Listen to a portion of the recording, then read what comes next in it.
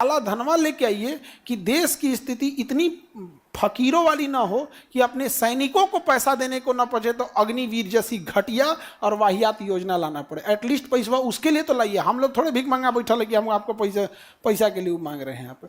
लेकिन देश में अगर आज अग्निवीर जैसी बीमारू व्यवस्था नहीं रहती तो आज बहुत ठीक रहता है। सैनिक अब सेना छोड़ के जा रहे हैं।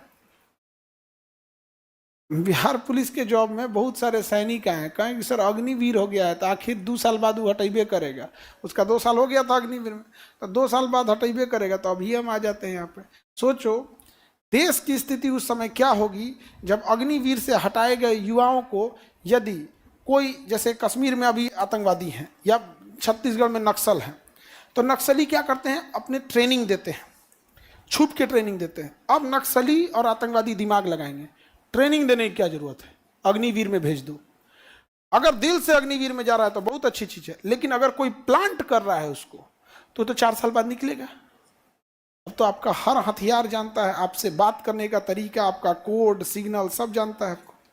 पहले रिटायर तब किया जाता था जब वो बूढ़ा हो जाता था, किसी काम का नहीं था। अब आपने रिटायर तब किया है एकदम तैयार करके, अब लड़ने आइएगा आप। अरे भाई नरेंद्र मोदी जी से कहते हैं ये डोभाल साहब को हटाइए, नहीं तो ये डोभाल साहब ना बेहाल कर देंगे भारत को। पता नहीं क्यों मीडिया का एक धर्रा अजीत डोभाल के तारीफ में लगा हुआ है कि पता नहीं कौन सूरवीर आदमी है, इन्होंने बाप रे बाप जैसे बांग्लादेश अलग कर दिए डोभाल साहब, वाह।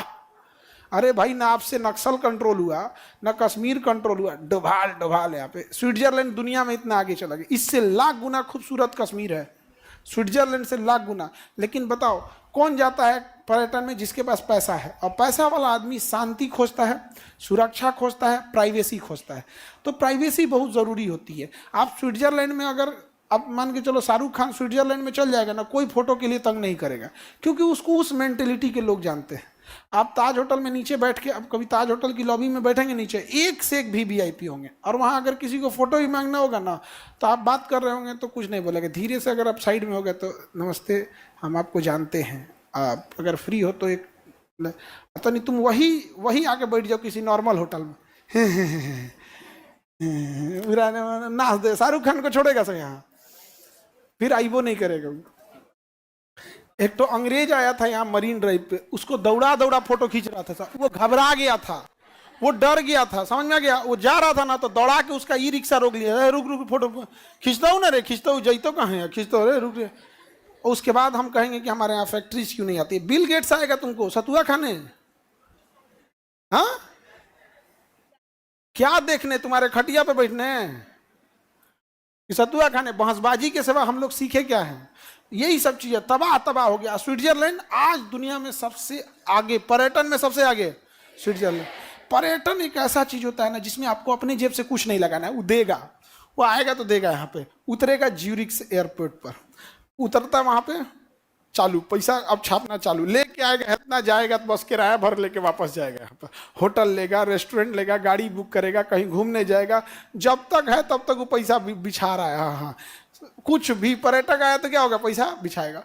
आप समझिए आप लोग भी तो पटना आए हैं इस एरिया में एज एक शिक्षा के पर्यटक में, शिक्षा के पर्यटन।